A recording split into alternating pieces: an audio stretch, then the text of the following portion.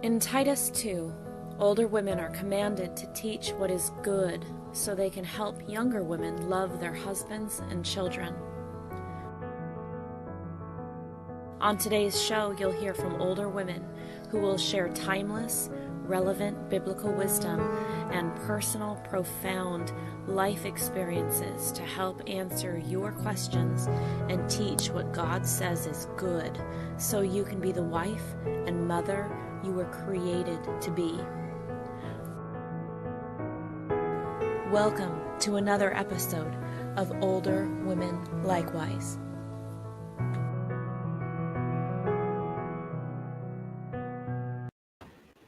Good evening and welcome to Older Women Likewise. We are so glad to have you with us here this evening.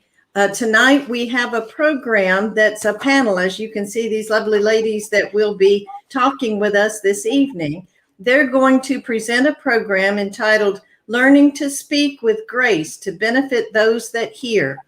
Learning to speak well and doing and speaking good words and helpful words are so important for each of us. And so we're so excited to have Jensen Nicholson. Jensen, you may remember from her program with us about a book that she and her husband Adam had written about marriage, and it was a wonderful time that we had with her then. So we're really looking forward to this evening as well with these ladies. So Jensen, introduce your panel. Okay, so we all attend Ephesus Church Christ. So these are three ladies that I go to church with. This is Diane. Her husband is one of our preachers. This is my mom, Tracy. And this is Haley, and her husband is our other preacher. So I have my mom and two preachers' wives. That's great. We are so glad to have you with us and are looking forward so much to the Bible knowledge that you're going to present with us. So just go right ahead. Okay. So we just kind of wanted to talk about Christian women and our speech. So, of course, we can use our speech in good ways and bad ways. All of us here are married, so it's very important in your marriage to use your speech wisely. And everyone but me is a mother, so I think it's a big deal to use your speech wisely as a parent too. So, and I think as women, we kind of carry the stereotype of our mouths get us in trouble a lot more than men. It seems like.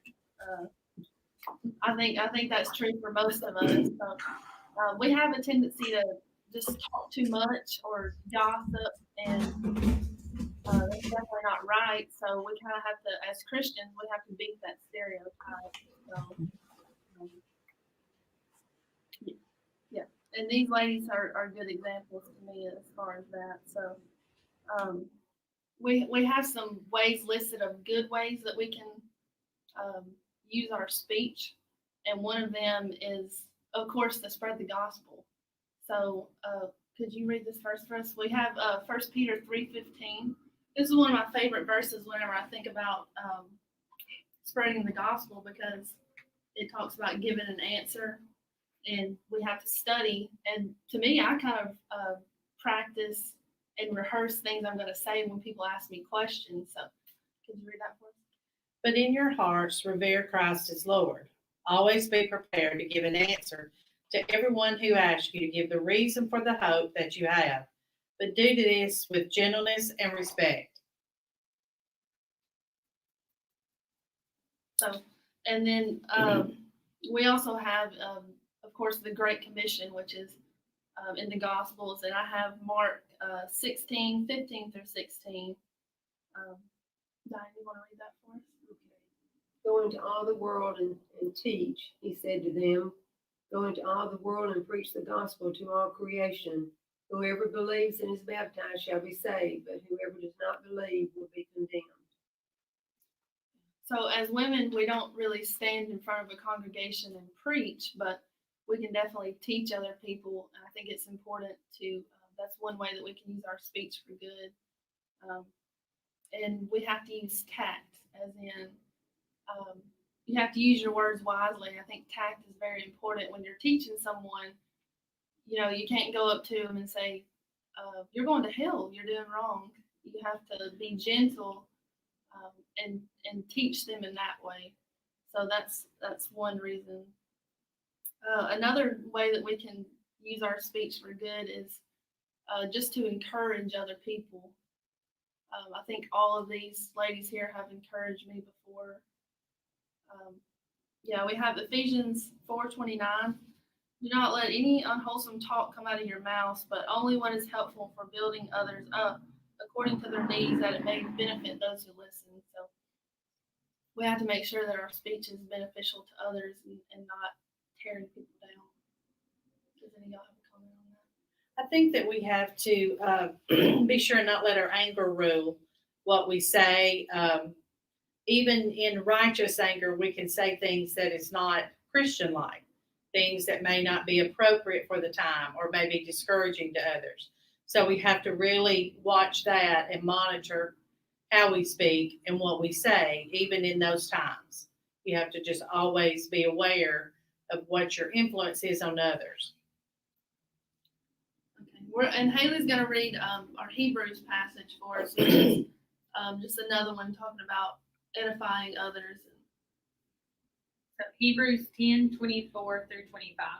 And let us consider how we may spur one another on toward love and good deeds, not giving up meeting together as some are in the habit of doing, but encouraging one another, and all the more as you see the day approaching.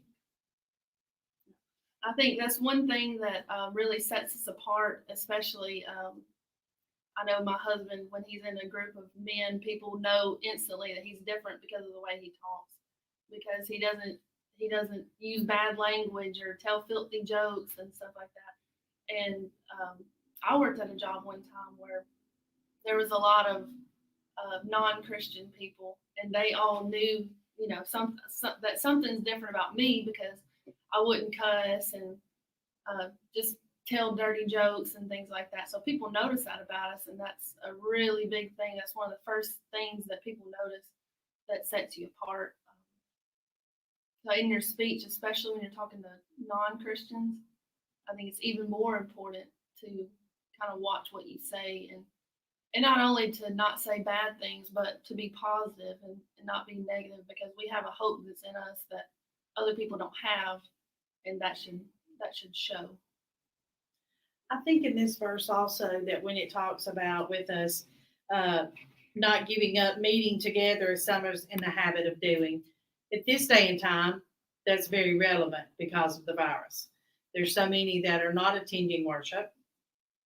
And while we understand a lot of those reasons, it's hard at this point in time too to know those that need that encouragement, that are using this as an excuse to not attend worship, and those who are legitimately home and there for a reason.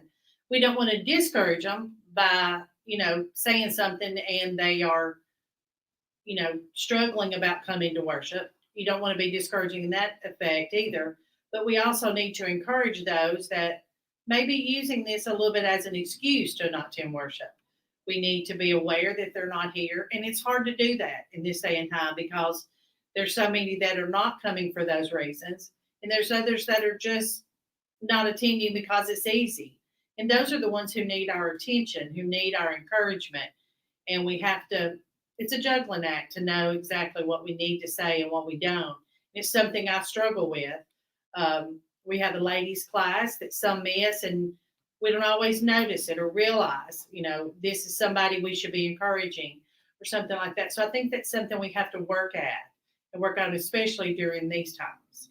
And that's something that you have to use tact also. Some people, you have to learn, your brothers and sisters kind of learn their personality. Some people, they might need to be hit over the head. They may need a more rough response, whereas some people, that would instantly break them and they're never coming back. You have to know these people, you have to use tact. So, I think our speech is one of the biggest ways that we can just be a good example. In Colossians 4:6, it says, "Let your conversation be always full of grace, seasoned with salt, so that you may know how to answer everyone." And the season with salt, I think we all should have that characteristic, and especially when we're talking to non-Christians. that is something that sets us apart and makes us different. And we can show God living in us by how we talk. And of course, we can use our speech for bad things too. And like I said, women are somewhat notorious for gossiping. But if you read in the Bible, gossiping is actually a big deal. We think, that's not really a big deal. We think of murder and all these other horrible sins. But if you look in Romans chapter 1, they're talking about a lot of sinful things there. In verses 28 through 32, Paul's talking about the just different sins that people that were given over to a depraved mind, they were doing all these things. And gossiping is on that list, and it says it's deserving of death. So I think that's something that God takes very seriously, even though we don't think it is. And I'm pretty sure every single one of us is guilty of gossiping, right? So that's something that we have to work on. And as women, it's especially hard. So I think on that topic there, when we become proud of ourselves, that's when we have the biggest temptation to gossip. That's hard. We need to learn to be humble and not proud. and we like to be the one that knows everything, and I want them to know that I know. So we go around and tell everyone, and that's not right. So that's something that we just have to continuously work on. And another thing that we need to avoid with our speech is lying. I think that's pretty obvious, but when you think about it, even just a little white lie is a sin. We just read some in Colossians, but if you read verse 9, do not lie to each other, since you have taken off your old self with its practices. So that's something that non-Christians do all the time, but that's our old self. We shouldn't be doing that anymore. And Haley has little kids, so I'm going to venture out to say that kids probably lie a lot, because I know I did. So I think that's something that we have to kind of grow out of. And then I have also in Colossians, that this is actually verse 8, talking about filthy language. It says, but now you must also rid yourself of all things such as these: anger, rage, malice, slander, and filthy language from your lips. And I think this encompasses a lot of things. When I used to work with a group of pretty much all non-Christians, not now, I work with really good people now, but at my previous job, it was always hard because no one was talking about wholesome and pure things. Everyone used bad language and told bad jokes. And it's hard to be around that, because as Christians, we can't condone that. Anybody else got something on that? That's hard to handle too in the workplace when maybe those in authority over you and all have language that is not appropriate. But we just have to struggle, I think, to be that example, to use good language ourselves. And they pick up on it. It doesn't really take very long, I don't think, if we use good language ourselves, that they realize we don't talk like that. And I have had times where people in my job will say, oh, I'm sorry, when they say something. I appreciate that. I appreciate that they realize that I don't appreciate that kind of talk. And it's also hard to know when to say something. As Christians, sometimes we need to speak up and say, hey, I don't appreciate that. I don't like that. And it's hard when you're in a job setting, especially if that comes up at a time where you have to say that to someone who's your boss, maybe. So something I think that the more we live our life in a way, it shows an example that tells so much more sometimes than our words do. And that's another situation where you have to use tact. Everyone that I worked with knew that I hated that language, and they got to a point where they wouldn't talk like that in front of me, because they knew, and they didn't hate me or anything. They respected my beliefs. And there was one guy who just had the worst mouth ever. And as a joke, my boss got me a a paint can size jug, and it was a swear jar. And he told me to collect $1 every time this particular guy said a cuss word. So I probably could have collected more off of that than a paycheck. So. But that just goes to show that people notice by your speech your character. So. Yeah, I think when you have little kids, you really have to watch your speech.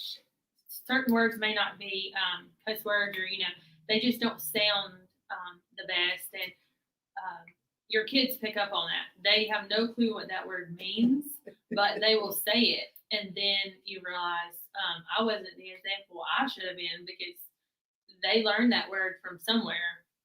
So it's another part of being an example, to make sure, maybe even the show, like the shows your kids are watching, who they're around, they're picking up language. So that's one of the biggest motivators.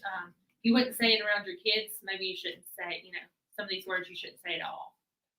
Yeah, that's true. And I don't have kids, but I know for sure that kids watch everything we do. They hear everything we say. I mean, Haley's 4-year-old thinks that he's married, so that just shows that kids, they pick up on every little thing. So, especially, I think if you have kids, you have to be extremely careful. And I know my mom threatened to wash our mouth out with soap many times growing up, just for words that are not bad words, but words that we don't say in our house. So, I think I was blessed to grow up like that. So. Another way that we can use our speech that's not good is false teaching, and we don't really think about that a lot probably, but that goes back to the 1 Peter 3:15, where you have to be ready to give an answer. If you don't study, then you may be false teaching and not necessarily know it. Mom, would you read that 2 Timothy? 2 Timothy 4:3-4. People will turn away for the time will come when people will not put up with sound doctrine. Instead, to suit their own desires, they will gather around them a great number of teachers to say what their itching ears want to hear. They will turn their ears away from the truth and turn aside to myths. I think we see that every day. The itching ears. It's probably really hard to be a preacher right now, because it's hard to get up there and teach the truth. People would much rather just hear sunshine and rainbows rather than hearing the actual truth that we need to hear from the Bible. And we have some examples that we had kind of studied of women, particularly in the Bible, because when you think about teaching and stuff, we always think about men, but there's some women in the Bible that had a really big impact, and some of them used it for good and some use it for bad. And when I think of the most evil person in the Bible as far as women go, of course I think of Jezebel. I mean, no one names their kid Jezebel, because that would just be horrible. She's the most evil woman in the Bible. So I think about Jezebel, and I mean, she was evil in a lot of ways, but she used her speech to be evil. She had power. She could have used her speech to do good for God and the truth, but she did the opposite. In 1 Kings, I think it's chapter 18, she basically persuaded her husband, which was King Ahab, to introduce the worship of a false god. So she was very manipulative, and like I said, she could have used her power for good to convince the people of the one true God, but instead she wanted to be evil, and she convinced him to allow a false god. And then in chapter 21 and verses 5-16, you can read about how she had Naboth put to death. She falsely accused him of blasphemy, and she also she had some prophets of God killed because she just wanted to put a stop to that cause. So she could have used her power for good, and instead she didn't. And we can see that today in our world. And I don't really want to call out any particular names, but some of our political leaders, we have more women in office than ever, and you would think, people are so proud that we have women in there, that can be a good thing, but if they're promoting things like abortion and homosexuality and so many other sins, then, I'm not proud of that woman. I want a woman in there that uses her platform and her speech to further the cause of the gospel instead of tearing it down. You got something to say? Well, I agree wholeheartedly, and I think our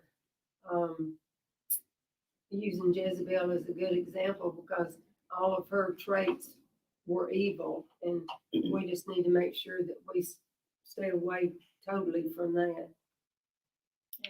And there was, of course, there's several good examples of women in the Bible. One that I thought of is Priscilla, and we don't really read a lot about Priscilla, but Priscilla and Aquila in Acts chapter 18, we can read there where Apollos was teaching, and he was teaching wrong.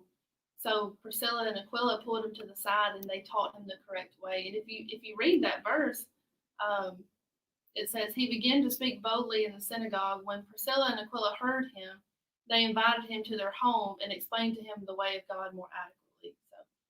So I think that's a very good point. As me and my husband, we can be a united front. We can reach more people that way. It may not be comfortable for me to go tell a man, hey, you're doing wrong, but if we can be a united front together, then we can make a difference. And I think that's what Priscilla and Aquila did. And I think that they did it with tact and in a good way. Yeah. And then another person was Lydia. And once again, that's a person that we don't necessarily read a lot about, but she went to hear, this is in Acts 16, she went to hear Paul and Silas speak, and after she heard that, her and her household were baptized. So the text does not say who her household is. I was reading some commentary, and it said that she probably wasn't married. She may not have even had kids, but she was a wealthy woman. She had a business selling purple. And so she was a wealthy woman, and she probably had servants and people working for her that lived with her. And so her and her household were baptized. So that tells us that she probably went home and taught them. And she also invited Paul and Silas to come and stay at her house. So, when we know the good news, and we need to share that with others. Of course, you start in your house and the people around you, and then you move out. And then the last lady that I thought about was Hannah in the Old Testament in 1 Samuel. Hannah had prayed for a son, and she finally got one. She got Samuel, and she trained him. She promised God, if you'll give me a son, then I'll give him back to you. So she trained him up, and then she let him live in the house of the Lord with Eli. So that's one thing we don't think about is how we can, as women, something so powerful as prayer. That's probably the most powerful way we can use our speech. And she prayed, and God answered her prayer. I think sometimes as women we feel powerless, but we can pray, and prayer can move mountains, and that's something that's very important that we can do. And then I was going to let these ladies speak a little bit. So I think in marriage is another way that's extremely important to think about how you speak. My husband has told me before, it's not so much what you say, it's how you say it, your tone. So that's very important. And I think the Ephesians verse that we talked about,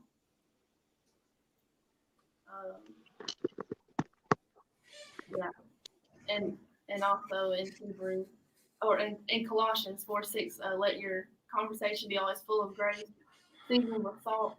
That's important in your marriage too, especially in an argument. It's very easy to just say things that you don't mean, and you have to think about that before you speak. And I was going to ask these ladies, as far as disciplining your children and things like that. I was disciplined a lot as a child. but a lot. So I don't think I was ever taught to in a way that I felt like my parents didn't love me. They always, I didn't know it at the time, but looking back now, I know that the discipline was out of love. I think with discipline, you have to just stay on top of it. You have to be consistent, and you do have to discipline with love. Now, there were times I can remember when the kids were little. She's one of three in the middle, so there was times when I don't like you, and I'd say that's okay. I may not like you right now either, but that's not my job for you to be my friend. And my job is for me to try and teach you to be a good Christian, a good person. So discipline is important, and in that discipline, the way you talk to them is very important.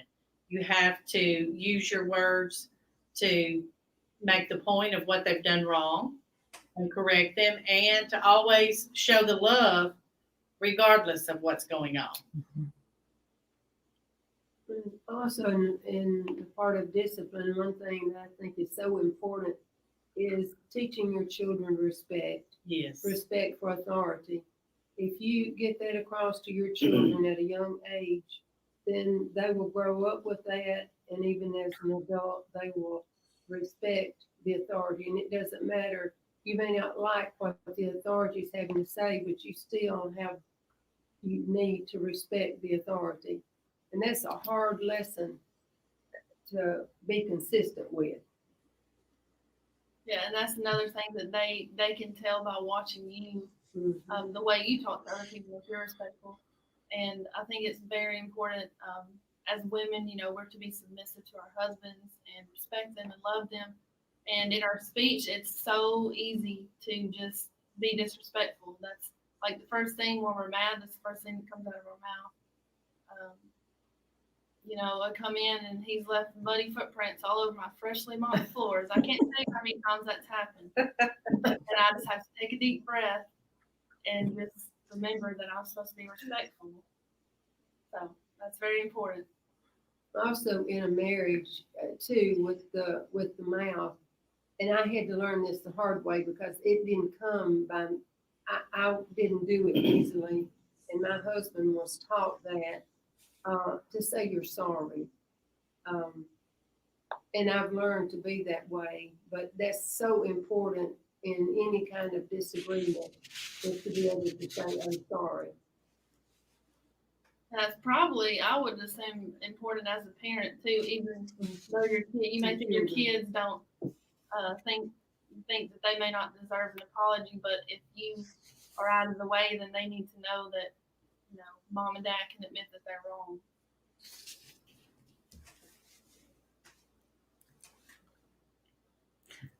Thank you so much. We appreciate it. Is that all y'all wanted to say for us tonight? I didn't want to cut you off.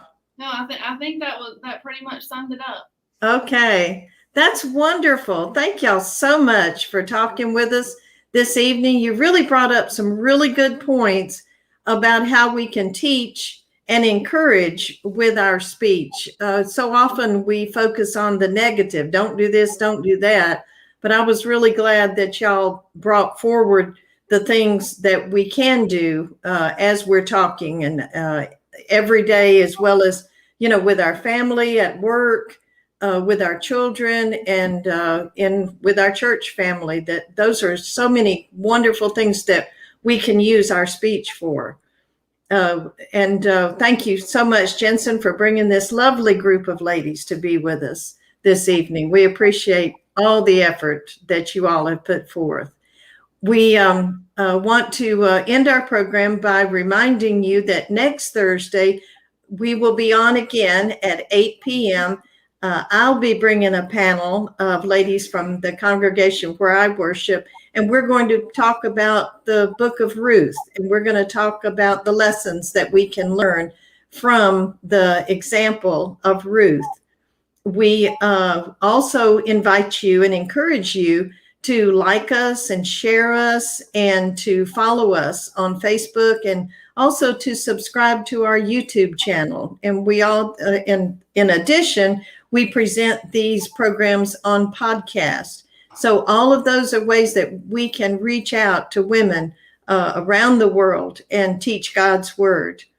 Tuesday evening, the men present Answering Religious Error at 8 o'clock. They're talking about men and the kinds of responsibilities that Christian men have. You see on the screen, Becoming the Man God Expects Me to Be. So let's watch their programs and support them as well. On Wednesday, they present at noon a question and answer period.